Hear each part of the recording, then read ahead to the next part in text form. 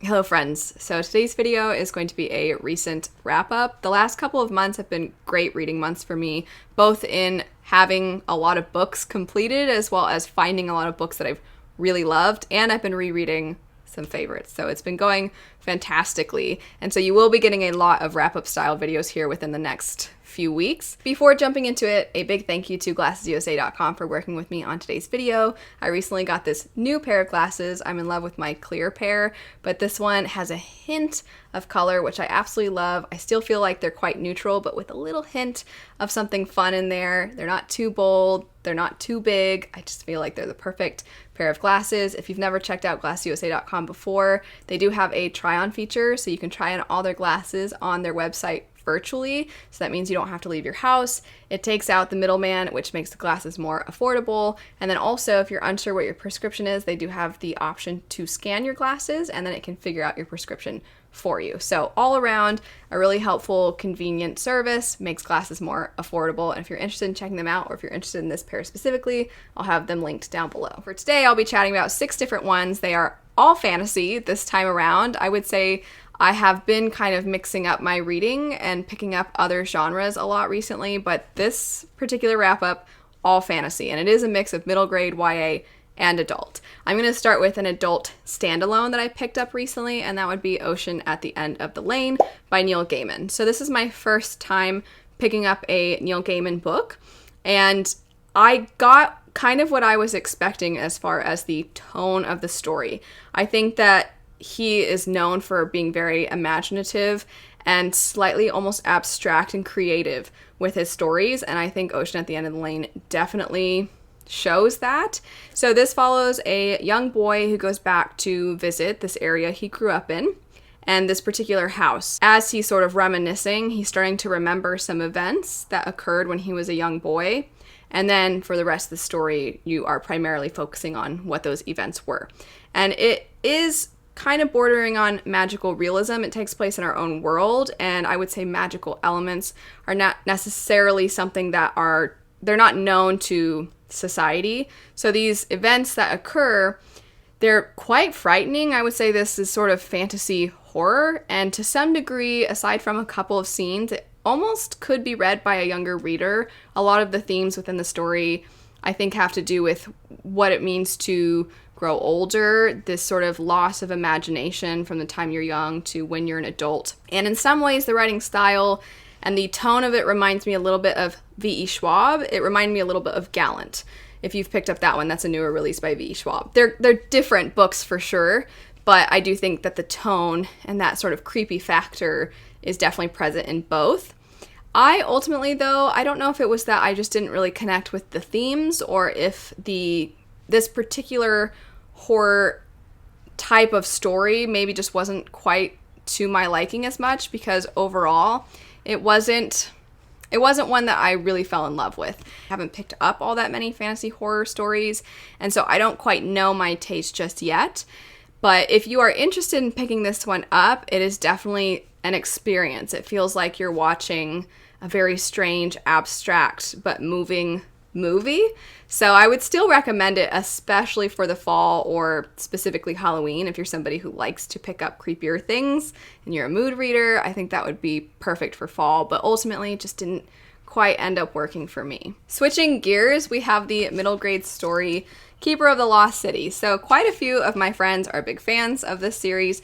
I picked this up and buddy read it with my friend Roger, but Sophia from Sophia's Thoughts is a fan, Reagan from Peru's Project's a fan. A bunch of people on BookTube have spoken so highly of the series, and I was a little hesitant because I don't read a ton of middle grade, and similar to what I was saying about Ocean at the End of the Lane, I don't quite know my tastes when it comes to middle grade because I don't pick it up all that often.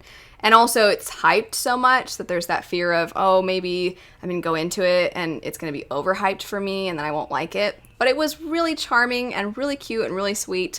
I do think there are a lot of parallels between this and some other very popular middle grade stories, but I don't mind that too much, just because I think that when you branch out into young adult and adult, generally you become a very voracious reader and you start reading a lot of things. And when you see connections between one series and the next, and they have similarities, you're like, oh, if you like this, try that. But then with middle grade books, it's like, ugh, this is like Percy Jackson. And there's this frustration that it's similar to something else. When I'm like, well, there's only so many. There's only so many middle grade books to read. And so I don't mind if there's some similarities between them, the same way that you're going to find similarities between one young adult fantasy to the next and one adult fantasy to the next, if that makes sense. So the parallels did not bother me, but if you are somebody who wants a wholly unique and original middle grade story, this one might not be for you. If you're wondering what it is about, we follow a young girl named Sophie, and Sophie gets whisked off to the elven land where she discovers that she herself is part elf, but she doesn't understand how this is possible because in order to be part elf, that means her parents would have had to have been elves themselves. But as far as everybody knows, she was truly born to her human parents. So there's this mystery surrounding her birth. She does definitely have this sort of chosen one factor. She has a lot of abilities that are even better than the other elves, and they've had time to hone their skills to understand their magic, and she has not, and yet she seems exceptional. But she doesn't know why, and other people don't know why. And the elves also don't know if they should allow her within their world. So in the meantime, she's having an opportunity to go to school to try to learn and catch up with the rest of them. But also how she does and how she behaves, all of that plays a role in whether or not she gets to stay. And then with all of that going on, there's also a plot of she's in danger, and some of the other elves might be in danger as well. Typically, there is no crime, or there's very little, and there seems to be this mystery afoot. And that mystery isn't just affecting the elves, but it might also be affecting the humans too. So there's a lot of different threads within this first book, and you can see where you have more to the story that's going to continue on in the rest of the series. It is a very long series. It's not even yet complete, and there's already over 8 books. I say over because there's an 8.5 and things like that. And I know there's another one coming out later this year. I thought it was delightful. I thought it was so fun. It was very cute. And it's the kind of story that I always mention my nieces whenever I talk about these younger type of fantasy stories. But I do think this will be so fun for my nieces to pick up some time, and then I can chat with them about it. Not delightful, super depressing and difficult to read just because it's so emotional, but it was a reread, and it was just as good as I remember, and that would be Flamefall by Rosaria Munda. So I've been rereading. I reread the first 2 books in preparation for the third one that comes out very soon, and after I read the first one, I was like, oh my gosh, I don't know if I can handle picking up that second one, because it's weird because like I knew what would happen. So somehow that made it worse because I knew instead of being like, oh, I'm ready, I know it's coming, so I know to prepare myself. Instead, I was like, I don't know if there's any amount of preparation that can be done to prepare me for these events because, oh, it's devastating. But this time around, because it was a reread, there were so many instances of foreshadowing that I was able to catch. So if you've probably heard me talk about Fireborn and Flamefall, I can't talk about this second one too much because it is a sequel. I'll have linked my most recent wrap-up I did where I talk about the first one, Fireborn, so you can hear more about it. You've probably heard me talk about it, but it's so good. This second one, definitely, you see the consequences of a revolution, because that's what this is. It's the aftermath of a revolution. You see now the cracks are really starting to form, and how people are trying to decide to go about things moving forward from one character to the next. Some people have differences of opinions, and that sounds like a small thing, but how that plays out is far from small.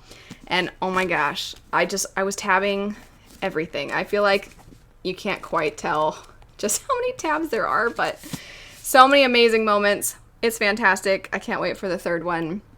I think I'm going to be really sad. If you're not looking for something depressing to read and you're looking for the absolute cutest book, pick up Half a Soul. This was adorable. I cannot emphasize enough how cute this was. And if you need a pick-me-up, adorable fantasy story, read Half a Soul. So we follow a young woman named Theodora, or Dora for short. And Dora, when she was young, had a very strange thing occur where a fairy tried to take her back to their world. And in doing so, they were unsuccessful as a result of her cousin sort of swooping in and trying to save her. And they used a pair of scissors, which happened to have iron, and that pushed the fairy aside, but that fairy did manage to take some of Dora's soul, which is why it's called half a soul.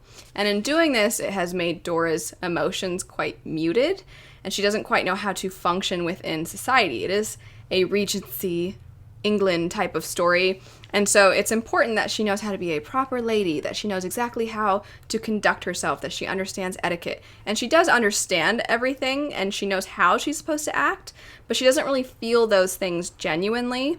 And so she is always considered this strange woman. She's an oddity. And her cousin is so sweet and very devoted to, I'm not going to get married until I know that you're going to be okay, because she doesn't want her cousin, Dora, to be left behind. And so Dora loves her cousin. She's very close to her, but at the same time, she wants her cousin to be happy, and she doesn't want to hold her cousin back.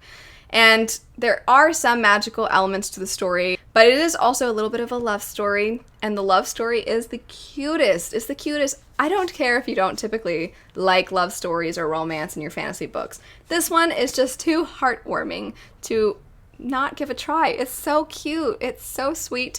And I want to add, too, that it's not just all fluff. There are some references to PTSD and commentary on how society is so good at turning a blind eye to atrocities, because those are just not proper things to talk about. And I thought the author did a great job balancing out those rather sad topics with the pureness of the rest of the story. It really is so incredibly cute, and I really did appreciate basically everything about it. I loved this story. I can't wait for the other ones, because the way it's set up is this is a standalone, but there are going to be other stories written within this world, and I believe the next one comes out very soon.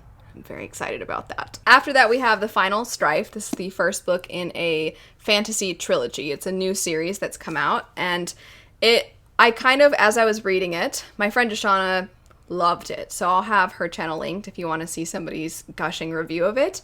While I was reading this one, I was telling her that it reminded me of if you were to combine Red Rising with Red Queen, a lot of red, if you were to combine those two series together and then sprinkled in some N.K. Jemisin, which for some people might be all you need to hear, and you're like, I want to go check that book out. And for some people, it might be a negative because you're going to have a sense of familiarity. It might remind you of a lot of the other things you've picked up before. But I would still say, as far as the world building goes and the character relationships, there was enough about it to make it its own unique story, but it also has a lot of things that we've come to recognize, I would say, pretty often in science fiction and fantasy. So you follow a caste system. There are 3 castes in particular. There's the Ghostings, the Dusters, and the Embers. This story, I would say, in some ways feels like the younger end of adult fantasy, with the exception of the violence, because it is incredibly violent at times and it can be incredibly brutal. The way that the lower classes are treated is absolutely terrible. But as far as the dialogue goes and the interactions between characters, the writing style itself, it is very accessible and approachable. And there are definitely some moments where the characters say really cool lines and stuff like that, so it's got like the yeah factor in it.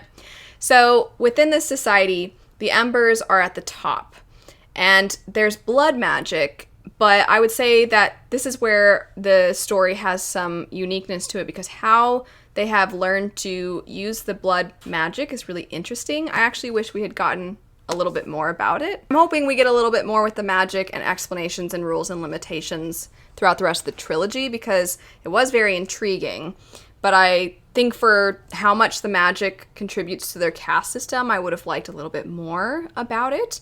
But either way, the Embers are the ones who have the ability to use the blood magic. And then you have the Dusters, who are within the middle of the 3 classes. And then the Ghostings are treated horrifically. So when they're very young, when they're babies, they have their tongues cut out and their hands cut off. And our main character, or one of our main characters, is somebody who, they are in the middle class, but they have some secrets, and they have the desire to bring down the class system. And then you have another individual who is part of the high society, the Embers, and this person also has a secret, and they are wanting to learn more about the other individuals, but they've been very sheltered their whole life, but they are ultimately like a good-hearted person. And then within those two main perspectives, you get this other one that's very mysterious. You don't know if they're a villain, you don't know if they're a hero, but there's definitely something going on that gives you little hints about the secrets of their world. I do think this is one of those books where you might not want to read the synopsis. I think it gives away a little bit some of the development between the characters, the relationships, whether or not they are heroes or villains. So I would say go into it knowing it is a brutal story, very accessible for adults. It's got a caste system. It's got very morally gray characters that are coming together to try to break the caste system down. So I think if any of those things sound interesting to you, I would give it a go just from those things alone. Last for today, we have Deal with the Elf King, similar to Half a Soul. This is a standalone fantasy romance, kind of fantasy love story, where this is standing on its own, but there will be more books in this world that each of them are their own standalones as well. So this is the first one of those books, and it was quite cute. We follow a main character who is living among humans, but there is meant to be a woman who becomes the queen within the elven world. She's a human woman that is taken, and this sort of has to do with their magic. It helps balance out the magic between the worlds.